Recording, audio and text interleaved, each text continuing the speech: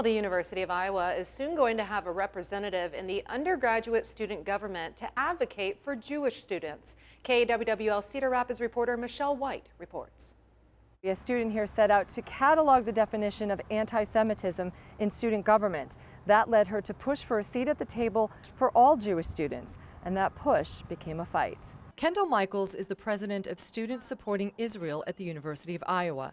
She worked with student senators to try to pass legislation that would create a Jewish Constituency Senator to give Jewish students a voice on campus. When we were first presenting SSB 17 to the undergrad student government, we were facing some anti-Semitism because it is a form of anti-Semitism by not allowing us a seat at the table. Student Senate Bill 17 was voted down, but Michaels didn't give up. She teamed up with other students to come at the problem in different ways. They lobbied the student government for another vote while educating professors on anti-Semitism. The pushback from students and some of the senators brought it back for another vote, where it passed with 95% of the vote.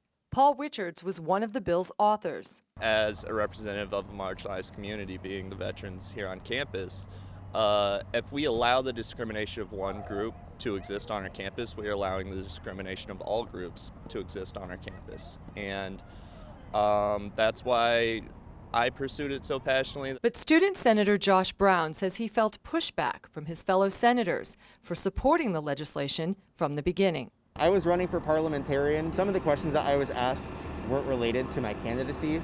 It was, one of the questions I was asked was, how would you repair relationships that you've had that were damaged due to the events that unfolded around SSB 17? An indication that perhaps some senators changed their votes, but not their minds. The student government will meet again on Tuesday night. Hillel says they expect to have someone elected to that position in time for the meeting. In Iowa City, Michelle White, News 7, KWWL.